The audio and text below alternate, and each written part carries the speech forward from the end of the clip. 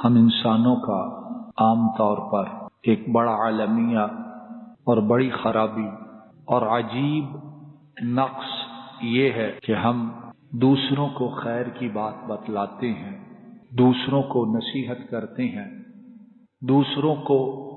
سیدھی راہ بڑے شوق سے، بڑے فخر سے، اور بعض لوگ اپنی بڑائی ظاہر کرنے کے لیے دکھاتے ہیں، دوسروں کے نقص عیب اور برائیاں نکالتے اور انہیں بتلاتے ہیں کہ ایسے کرو، ایسے کرو، ایسے کرو، لیکن اس کے ساتھ ہی یہ ہوتا ہے کہ ہم اپنے آپ کو بھول جاتے ہیں۔ وہی بات جس کی ہم دوسروں کو تلقین کرتے ہیں، اس غلطی میں، اس برائی میں، اس خرابی میں ہم خود ڈوبے ہوئے ہوتے ہیں۔ دوسروں کو دیکھ کر غصہ کا اظہار کرتے ہیں، دوسروں کو ڈانٹتے ہیں، لیکن وہی کام ہم خود معلوم نہیں دن میں کتنی بار کرتے ہیں اور بار بار کرتے ہیں۔ ایسا کرنے والا وہ اپنے آپ پر بڑا ظلم کرتا ہے۔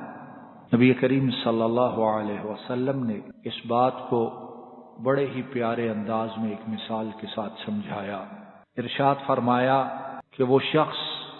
جو دوسروں کو خیر کی بات بتلاتا ہے اور اپنے آپ کو بھول جاتا ہے، دوسروں کو نیکی کی دعوت دیتا ہے لیکن اپنے آپ کو پس پردہ ڈال دیتا ہے، فرمایا اس کی مثال ایک سراج کی طرح ہے،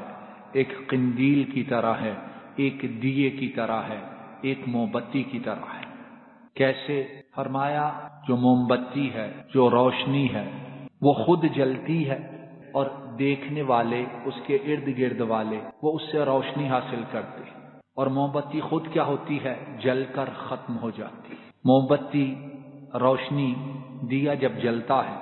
تو اس کا اپنے آپ کو تو کوئی فائدہ نہیں، ہاں جو ارد گرد ہیں وہ فائدہ اٹھاتے ہیں، اور خود دیا، موم بتی وہ جل کر، پگھل کر ختم ہو جاتی ہے۔ فرمایا جو دوسروں کو خیر کی بات بتلاتا اور اپنے آپ کو بھول جاتا ہے، وہ اس روشنی، اس موم بتی کی مانند ہے۔ لوگ روشنی حاصل کرتے ہیں اور خود تباہ و برباد ہو جاتا ہے۔ اسی لیے صحابہ کرام رضوان اللہ علیہم اجمعین وہ اس بات کا بڑا اہتمام کرتے تھے کہ جو چیز ہمیں آتی ہے، جس کو ہم جانتے ہیں، جس کو ہم سمجھتے ہیں، لوگوں کو سمجھاتے ہیں، کیا ہم خود اس پر عمل کرتے ہیں کہ نہیں کرتے۔ امام بیہقی رحمہ اللہ تعالی حضرت لقمان ابن عامر سے بیان کرتے ہیں، وہ کہتے ہیں کہ ابو الدرداء بڑے مقام و مرتبہ والے صحابی، ابو الدرداء رضی اللہ تعالی عنہ، وہ فرمایا کرتے تھے اخشى من ربی یوم القیامہ ان يدعوني على رؤوس الخلائق فيقول